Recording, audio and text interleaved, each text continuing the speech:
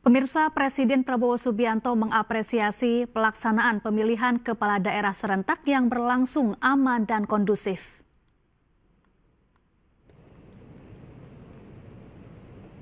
Presiden mengatakan pelaksanaan pilkada kabupaten, kota, dan provinsi di seluruh Indonesia pada 27 November lalu berjalan baik. Presiden berterima kasih kepada seluruh pihak yang terlibat dalam menjalankan setiap proses tahapan pilkada. Menurut Presiden, pilkada serentak yang berjalan aman dan damai mencerminkan kematangan bangsa Indonesia.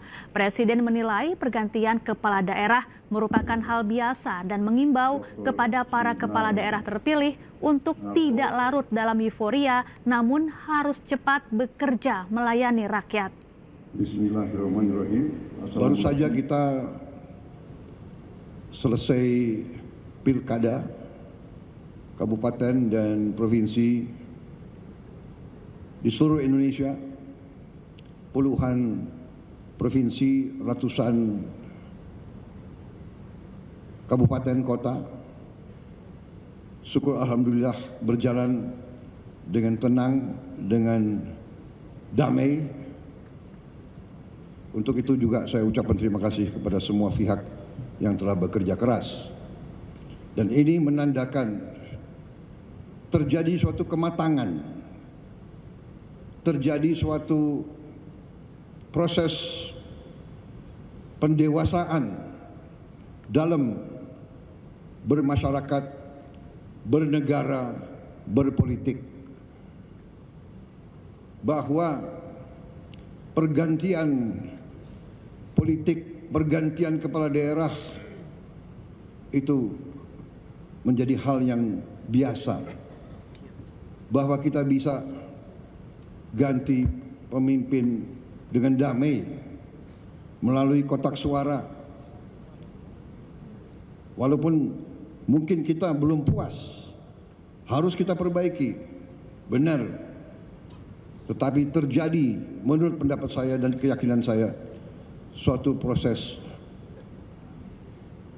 pendewasaan. Yang menang biasa-biasa saja, jangan euforia. Yang kalah biasa-biasa saja. Yang penting kalau menang bekerja untuk seluruhnya, kalau kalah mendukung yang menang untuk seluruhnya, untuk seluruh rakyat Indonesia.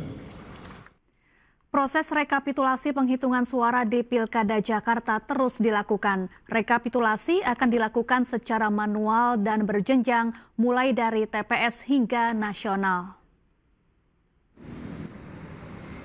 Hingga kini proses penghitungan rekapitulasi suara di Pilkada Jakarta terus dilakukan. Saat ini proses tahapan penghitungan masih di tahap kecamatan dengan tenggat waktu 6 hari pasca pencoblosan.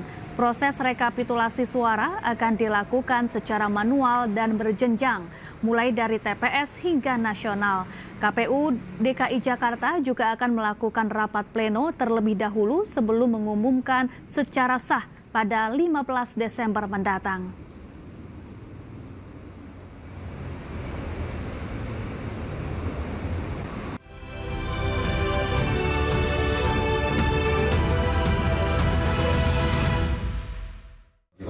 Mohon maaf, ada tamu. Jam berapa? Sampai sini jam berapa? Tahu kan kita datang sini, tahu nggak?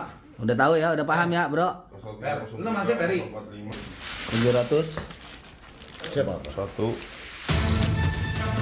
Inilah detik-detik saat tim Opsnal Subdit Jatanras Direktorat Reserse Kriminal Umum Polda Metro Jaya menangkap 1 dari 2 orang tersangka baru kasus judi online pada tanggal 28 November lalu. Tak hanya menangkap pelaku, petugas juga turut menemukan uang tunai ratusan juta rupiah. Kabid Humas Polda Metro Jaya, Kombes Pol Ade Ari Syam Indradi mengatakan 2 tersangka baru yang berinisial AA dan F ini memiliki peran berbeda. Tersangka AA terlibat tindak pidana pencucian uang, sedangkan F berperan sebagai pemilik 40 website judi online. Selain mengamankan 2 orang pelaku, penyidik juga turut mengamankan beberapa barang bukti, diantaranya uang tunai dari berbagai mata uang senilai 1,4 miliar rupiah, 2 unit ponsel, dan 9 buah buku tabungan. Hingga kini tim penyidik masih menunggu hasil analisa dari pihak PPATK untuk melakukan pengembangan dan menangkap pelaku lain yang terlibat dalam kasus judi online ini. penyidik Subdit Jatanras Ditreskrim Polda Metro Jaya telah menangkap 2 tersangka lainnya. Yang pertama, inisialnya AA, perannya melakukan tindak pidana pencucian uang. Tersangka AA ditangkap tanggal 26 November 2024. Kemudian yang kedua adalah tersangka F alias W alias A, perannya adalah sebagai agen 40 website judi online. Kemudian tersangka F ini ditangkap tanggal 28 November 2024. Sejauh ini Polda Metro Jaya telah menetapkan 26 orang tersangka, yang diantaranya 10 orang pegawai Komdiji serta 16 orang masyarakat sipil. Polisi juga masih memburu 4 orang pelaku lain berinisial J, JH, F, dan C, yang saat ini telah masuk dalam daftar pencarian orang. Dari Jakarta Selatan, Den Helmi Sajangbati, iNews melaporkan. Pemirsa, Presiden Prabowo Subianto resmi mengumumkan subsidi program makan bergizi untuk anak-anak dan ibu hamil di Istana Kepresidenan Jakarta. Setiap anak dan ibu hamil akan menerima bantuan senilai Rp10.000 per hari untuk meningkatkan kualitas gizi. Dengan rata-rata 3 hingga 4 anak per keluarga, bantuan ini diperkirakan mencapai Rp30.000 per hari atau Rp2,7 juta per bulan. Program ini menjadi bagian dari upaya pemerintah meningkatkan kesejahteraan buruh melalui berbagai bantuan sosial, termasuk PKH dan tunjangan lainnya. Prabowo menegaskan komitmen untuk terus meningkatkan kesejahteraan masyarakat, khususnya keluarga buruh di masa mendatang.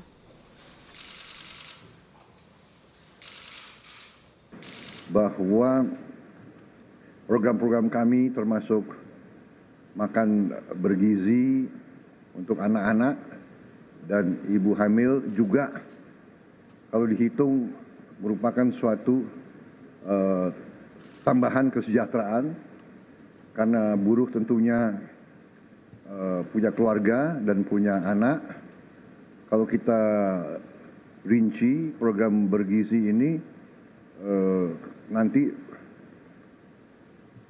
rata-rata minimumnya atau rata-ratanya kita ingin memberi indeks per anak per ibu hamil itu Rp10.000 per hari, kurang lebih.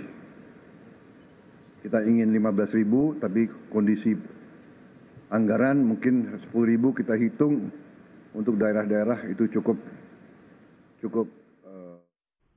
Ketua Komisi 4 DPR RI Siti Hediati Soeharto atau Titik Soeharto meninjau uji coba makan bergizi gratis di SMP Ali Maksum, Mantri Jeron, Kota Yogyakarta. Selain untuk mencerdaskan anak bangsa, program Presiden Prabowo tersebut juga dinilai dapat meningkatkan ekonomi rakyat.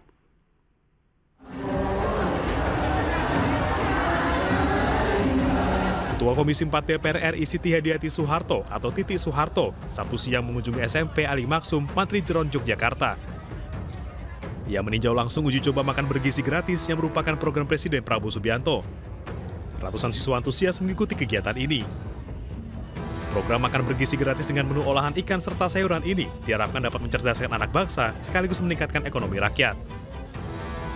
Ini merupakan program pemerintah untuk mencerdaskan anak-anak.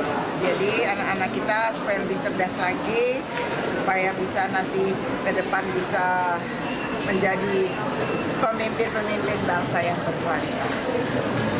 Jadi ini karena programnya dari Kementerian Kelautan Perikanan, jadi menunya ikan, nasi, ikan sama sayur ya Pak ya. Nilai strategisnya apa? Satu, serapan dari produk mereka itu meningkat, pasti dibeli, ya kan? Kemudian pertumbuhan ekonomi lokal, dan yang kedua itu adalah menjamin peningkatan kualitas gizi bagi masyarakat, terutama bagi generasi muda. Dalam memperingati Hari Ikan Nasional, pemerintah telah membagikan 200.000 paket dalam uji coba makan bergizi gratis dengan resep lokal. Dari Yogyakarta, Gunato Farhan, iNews melaporkan. Pemirsa, kredit usaha rakyat atau KUR tidak termasuk dalam program penurunan kredit macet UMKM di bank milik BUMN sejalan dengan peraturan pemerintah nomor 47 tahun 2024. Peraturan tersebut menjadi jurus jitu dalam menghadapi debitur-debitur kredit usaha yang nakal.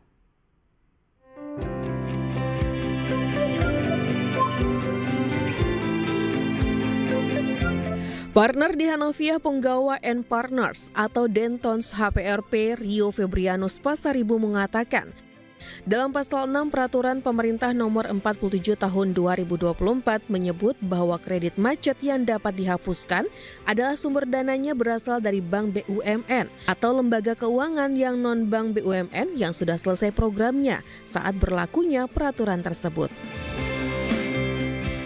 Sedangkan Peraturan Menteri Koordinator Perekonomian Nomor 25 Tahun 2020, Junto Permenko Nomor 8 Tahun 2019, terkait pedoman pelaksanaan KUR, memang program KUR diberikan jaminan atas pemenuhan kewajiban finansial debitur KUR itu sendiri. Di satu sisi, program KUR merupakan program pemerintah yang masih berjalan. Artinya, hal ini berbeda dengan program yang lainnya seperti kredit usaha tani, kredit investasi kecil maupun kredit modal kerja permanen. Rio juga menyebut bahwa Bank BUMN tidak perlu ragu untuk menolak secara tegas debitur KUR yang utangnya macet, namun berusaha untuk mengubah pencatatannya menjadi program non-KUR. Sebab pada prinsipnya kredit yang diambil atau ditawarkan kepada calon nasabah itu sejak awal telah disepakati dan tidak bisa serta-merta diubah di tengah jalan. Diketahui sebelumnya Presiden Prabowo Subianto menghapus piutang macet bagi para pelaku UMKM termasuk petani dan nelayan. Penghapusan utang tersebut tertuang dalam Peraturan Pemerintah Nomor 47 Tahun 2024 tentang penghapusan piutang macet kepada usaha mikro kecil dan menengah dalam bidang pertanian, perkebunan, peternakan, perikanan, dan kelautan serta UMKM lainnya. Dengan penghapusan utang tersebut, Prabowo berharap dapat membantu masyarakat dalam melangsungkan usaha yang selama ini mereka geluti.